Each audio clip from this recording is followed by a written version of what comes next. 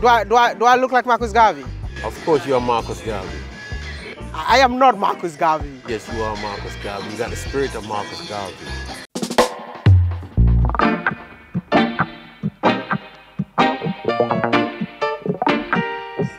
I finally made it to Jamaica, and I want to start off by paying homage, paying respect to the first national hero of this beautiful country. And the reason why I decided to start my videos from here is the fact that you all have been saying that.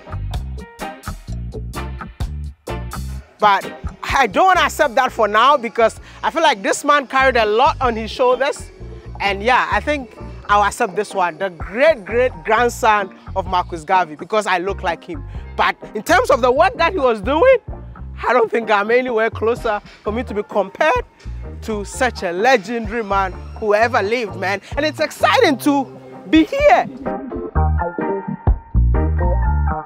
And if I made it here, I have to remove my slippers and let my feet touch the same ground that Marcus Garvey passed.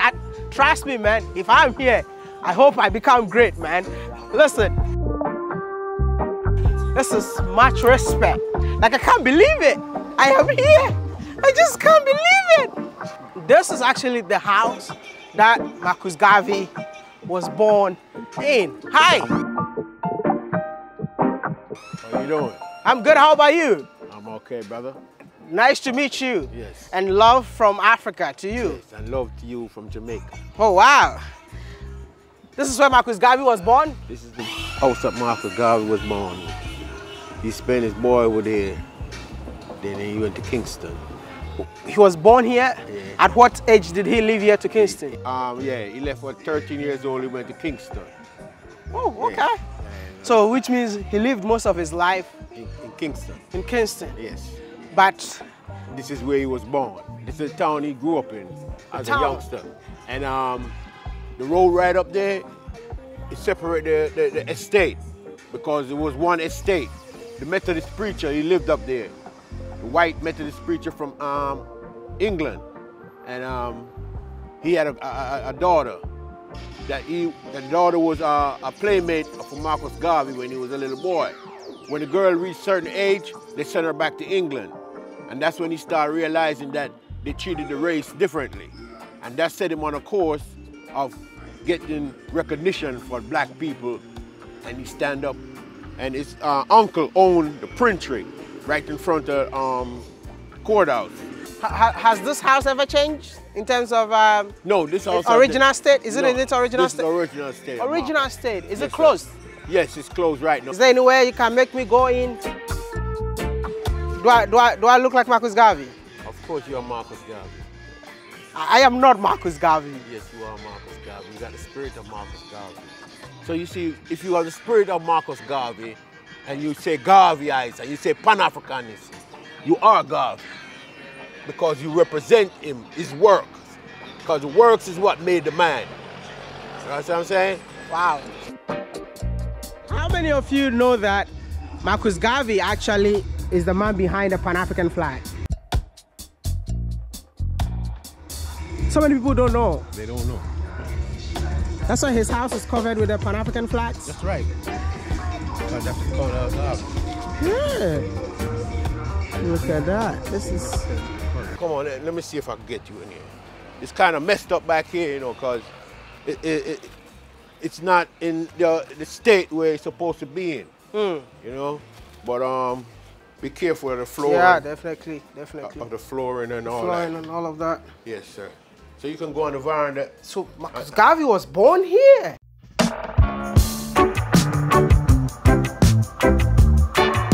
This is a humble beginning of the legend that we all have been celebrating. Of course. Oh my goodness. He's humble, but he exalted himself. Yeah. Through his works and his perseverance. You know what I'm saying? Because you know they imprisoned him here in Jamaica. Yeah. Because Manley, Mr. Manley, and he had made a political party called the People's Political Party, the PPP, with Michael Manley. You know what I mean? not Michael Manley. The father, Norman Manley. Okay? And when he went to prison and came back out, they changed it from PPP to PNP. So right now you got a PNP party. That's a party in Jamaica. Garvey didn't mean for all black people to go back to Africa. Garvey said, look, I look and I see an army. I look, I see a navy. I look, I see an air force. And it all represents Europeans. He says, what happened to the Africans? See, that was Garvey's goal. So that's why when he left here, he went to America to see Booker T.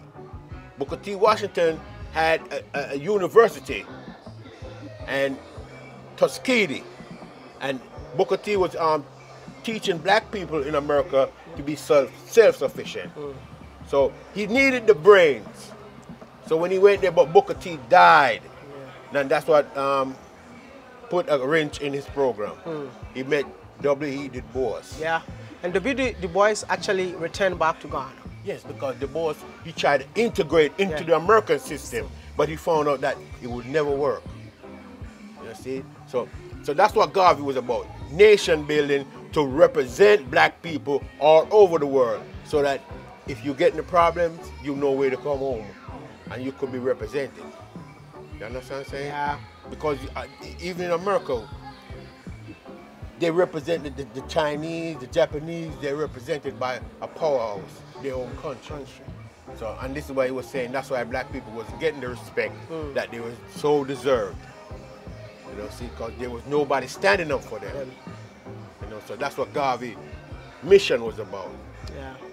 To get the power for the black people to be recognized as somebody, as equal. Exactly. You know, see, not a footstool for Europeans. How do you feel knowing that Garvey is from Jamaica? Was from Jamaica? Oh man, I feel elated, dog. Cause Garvey is a bell ringer.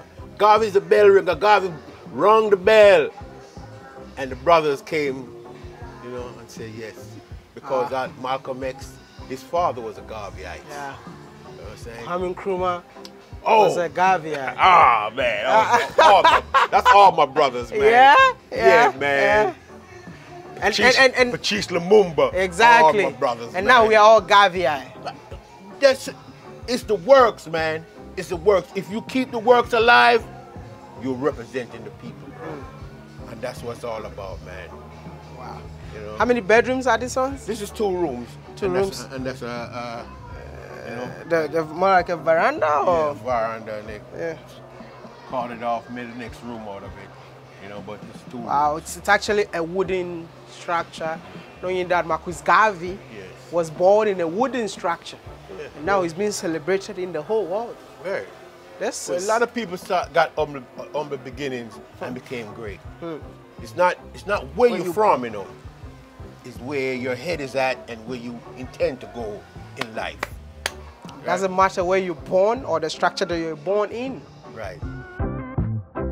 I love that. Oh, look at man. that. Look at that. This is another bedroom right here. Yes, that's another red room. Because we know the bathroom was outside, you know. Oh, yeah, there was no bathroom inside. Yeah, no, sir.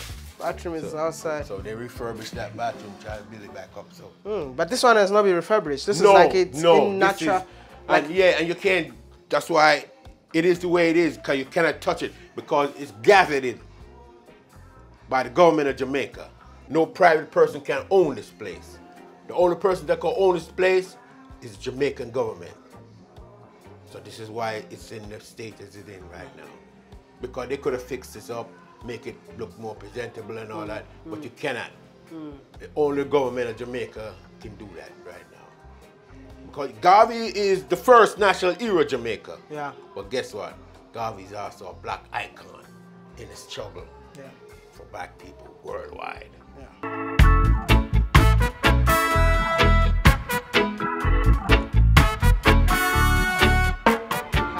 I can't believe that I made it to the house that the legend was born. This is absolutely incredible, man, to see that The legend was born here. The man that is being celebrated across the globe was born here. This is more like the veranda, so it's like it's partitioned. You know, when I see this, it takes my mind back to where I'm also born. You know, like this is the veranda and it's partitioned into two, so you could literally like be in the first veranda and then walk into the second veranda. So it's a 2-bedroom, and everything that you see in here is actually in its original state. So it's a 2-bedroom. This is the first bedroom. I don't know, probably this could be like a living room in those days. And this is the bedroom, because you see the wardrobe in there. So this was definitely the the bedroom, and right here was the living room. And then when you come out like this would definitely be your veranda. And I love the fact that he got one of the best views right here, because you got lush greenery right in front of you. So I guess he stands here, look at the view, and think about how can we bring black people across the globe together. Marcus was a legend. Let me know about you. What do you think of the legendary Marcus Garvey in the comment section?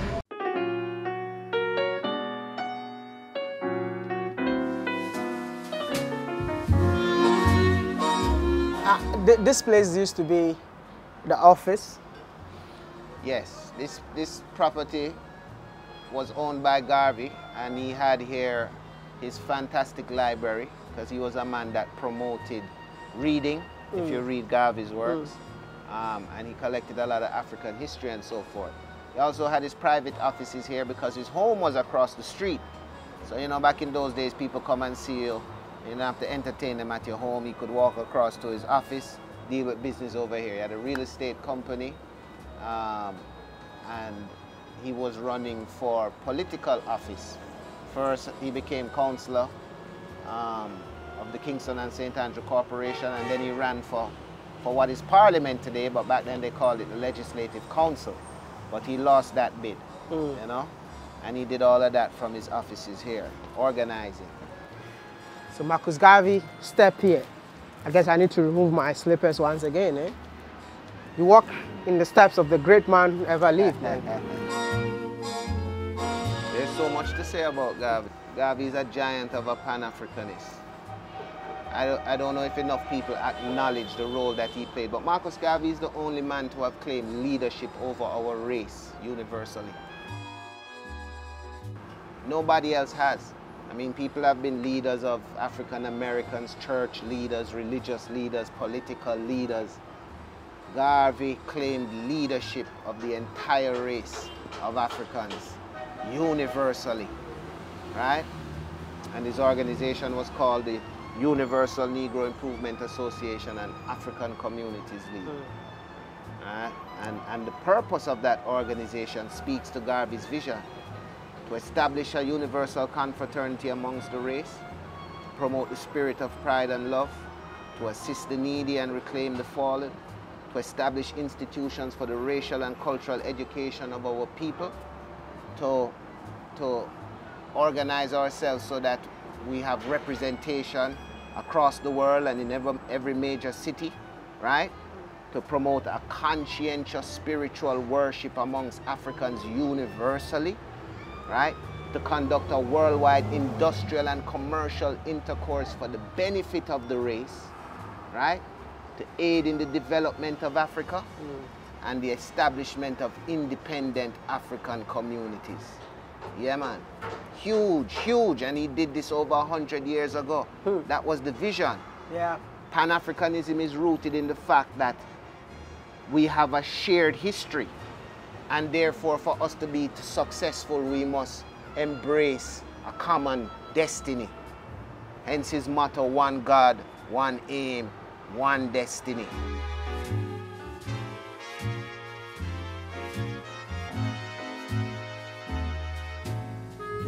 Pan-Africanism is not a creation of the continent, of the people on the continent of Africa. Pan-Africanism was born in the belly of the slave ship, because before the slave ships, we had no identity as Africans. Yeah. we were either Yoruba or Ashanti, you understand? Or we Fulani, or we Zulu, or we Xhosa, right? Or we Maasai, right? Or we Luo, right? But once we were on those ships, we had to put aside those differences because we now faced a common enemy. And to overcome that enemy, we had to have umoja, right? We have to have unity. And so the concept of being Africans, of being black people, that's where it started. We didn't know we were black before that, because everything was black. We only know the Muzungu was white. And so people must never forget that Pan-Africanism is what is necessary to unite Africans universally. And that's why I describe Garvey as a giant amongst the Pan-Africanists. Because not only did he have the philosophy and the sentiment, but he provided a practical solution and roadmap. We call it the black print of how it had to work. Spiritually, educationally, economically, and then physically, because we had to go back to reclaim Africa and build there, he said, an empire strong enough to protect black people wherever they were in the world. Do you feel like black people lack identity crisis? Black people have been subject to the worst and most atrocious, longest running diabolical social experiment ever performed on the section of humanity.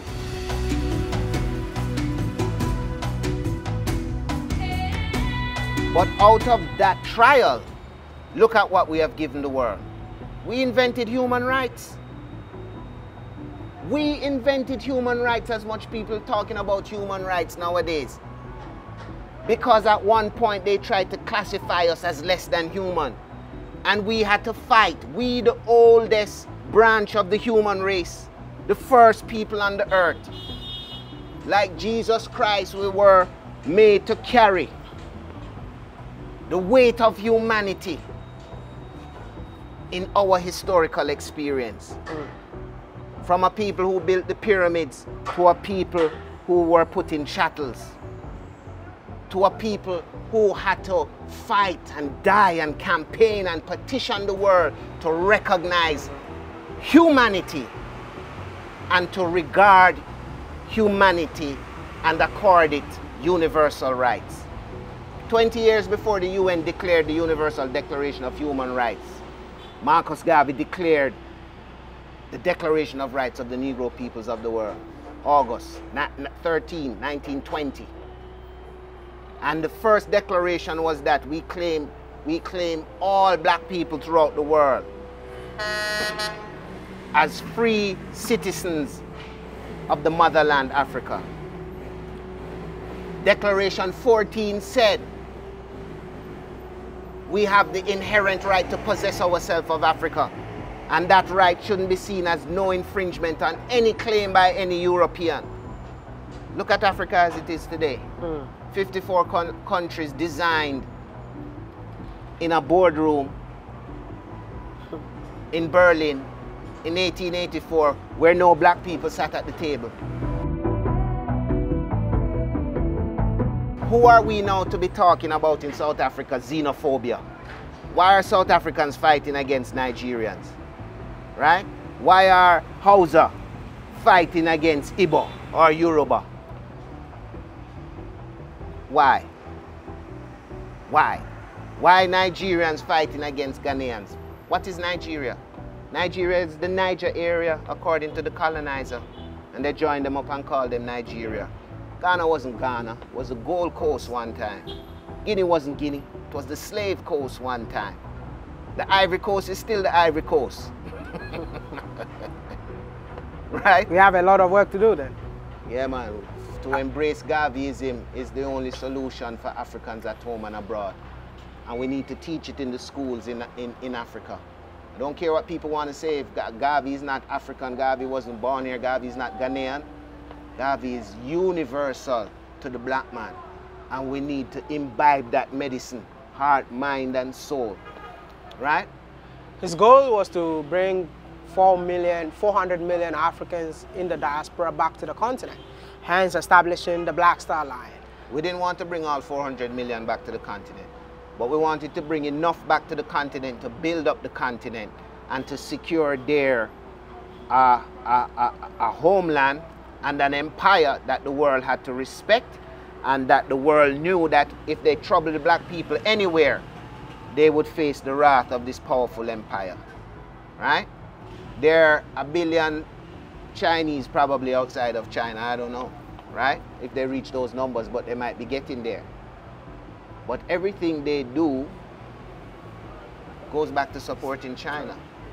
Before the Chinese were doing it, Garvey told black people to do it. Why we can't do it? Why we still divided, Tutsi and Hutu? What's wrong with us? Zulu and Xhosa. What happened there? This is the social experimentation, I tell you, that's been done on us to keep us divided, to keep us hating ourselves, to keep us competing against ourselves.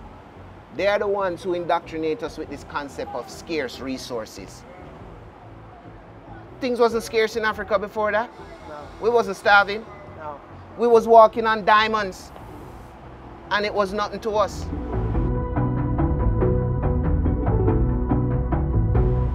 Then they come there and tell us, oh, we got to pay tax to pick up diamonds for them and pay them for land because they write on some piece of paper some pretty words that's in a language that we don't speak. And that paper now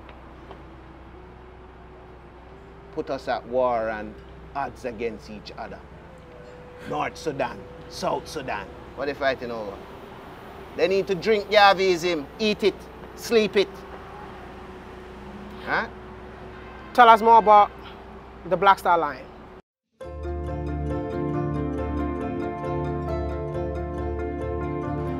The Black Star Line was a steamship company that one of the first companies that Garvey launched through the UNIA, really through the ACL, the African Communities League, to practice the principle of collective security and building collective wealth. It was a pioneering move for a black man to be engaging in the trading of stocks. But those stocks were limited to be traded within the black community, right? Of course, he did it at a time when many millionaires and business magnates were getting into the shipping company because it was after World War I. Ships were being sold cheap. They were being repurposed. And Garvey thought this fitted in perfectly with his whole mantra and his philosophy of African redemption, and of connecting Africans in the diaspora with Africans on the continent, and of industrializing Africa and building up trade, right? This is what the Europeans did during the period of chattel slavery. There was what they called the triangle trade. So why couldn't we operate a triangle trade ourselves, not enslaving people as they did, but taking control of the resources on our continent, processing and manufacturing ourselves and getting that value-added price on the end. And so the Black Star Line was to be an intricate part of that structure, to move not only people, but goods and services around the world. And instead of us paying others and enriching others to participate in trade, we would control those economic investments within the family. You know, it's in the 60s they said buy black. So it was that same principle, you know?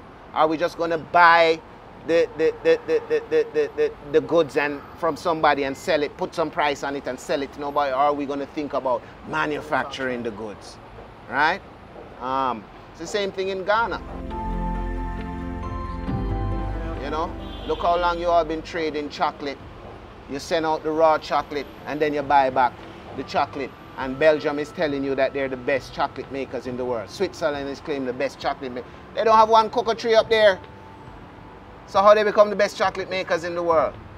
And I noticed Ghana has put a big thing into now saying, no, we want to control and process.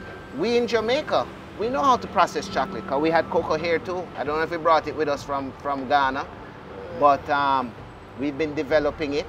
So Garvey's vision would have been to say, well, we have the expertise, we've been making the chocolate, we've seen how they make the chocolate, we can do it, you have the chocolate, and we're brothers. Literally, if you check our DNA, you will find we're connected. Yeah. Right? Yeah. So let's do business together. Let's create wealth together, because the biggest challenge following the enslavement of black people and the institutionalization of racism is the lack of wealth creation in our communities. And that's why if you go from Kingston to Port of Spain or to Georgetown or to Baltimore or to Lagos or Accra or Nairobi, you'll find the state of many black communities impoverished. Wealth creation. Europe has been, that's been their goal from the day one. Control of wealth, creation of wealth, and they determine who gets wealth. And that's really what we're fighting. And we must consider that in every action that we take. When we fight against each other and compete against each other, we're only making them wealthier. I am right now. This property that you see behind me was actually the first home of Marcus Garvey when he was deported from America back to Jamaica. When he came home, we don't know about deported. When he returned to us. And the property was called? Somali Court, he named it.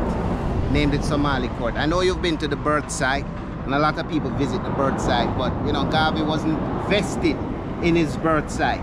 He never really went back there after he left. But this home he built for his family, Somali Court.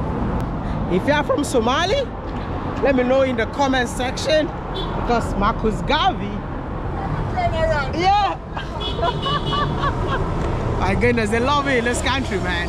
But Marcus Garvey named his first home Somali. Somalians, let me know what you think in the comment section. This place used to be called Race Course. It was originally a horse racing track, right? But in 1964, when they brought Marcus Garvey's body back home, they buried him here and built a shrine to him. And so he was then declared our first national hero. We never had no national heroes before that. He was the first one. And so the park was transformed around him and renamed National Heroes Park. And so we have other national heroes who are buried there. Not all of them, because some died long before that time. Like Nanny, she's not there, but there is a monument to her here, right? So let's take a look.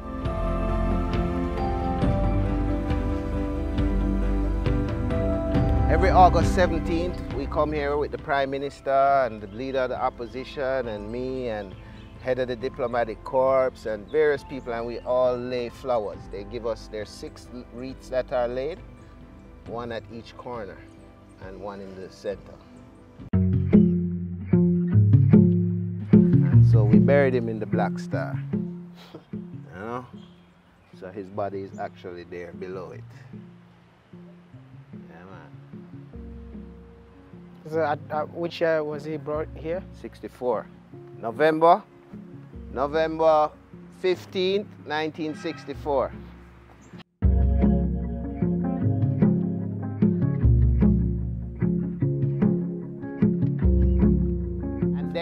And then in May or April 65, Martin Luther King came. He came to pay homage. Yeah.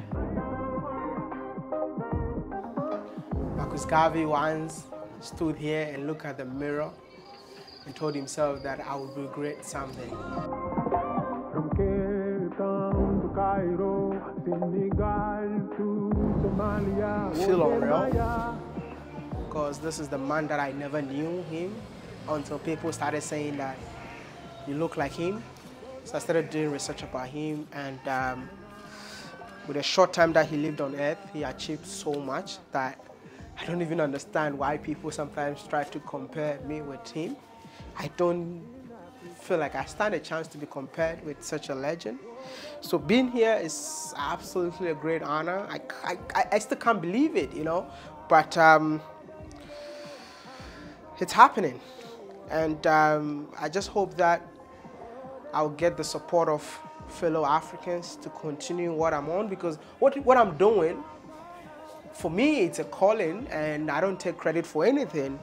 But I always hope that Africans across the globe will understand the message that I'm preaching, accept the message that I'm preaching, and spread the message across for us to wake up and know that we are just one people, no matter where we find ourselves. I'm in Jamaica and it feels like I'm back in Ghana. I went to Guyana and I felt like I was in Ghana. I went to Suriname and it felt like I was in Ghana. You can take an African out of Africa, but what makes him an African, you can never take it away from him. If you're an African American, know that you're an African. If you're born in Jamaica, know that you're an African. I mean, this is the home of Peter Tosh, right? And Peter Tosh said that if you're a black man, know that Africa is your home. I am here to tell you, Marcus never lived to fulfill the dream of bringing Africans back to Africa. He tried to assemble over 400 million Africans across the globe to go back to the continent. But even he himself, he couldn't go to the continent. But I am here to let you know that Africa is ready for you. And it's about time for you not to just move to the continent, but let your feet touch the soil. The motherland has opened its arms. The motherland is ready to welcome you. And I'm here to let you know that it's a revolution that is happening and you all need to get involved. Don't be left out. Don't listen to what the media has been telling you that Africa is not the place to be. Believe me or not, there is no place in the world that a black man can call home apart from Africa. And that is why I'm here to let you know. Open your heart, receive the message, and call Africa home once again. Africa to the world.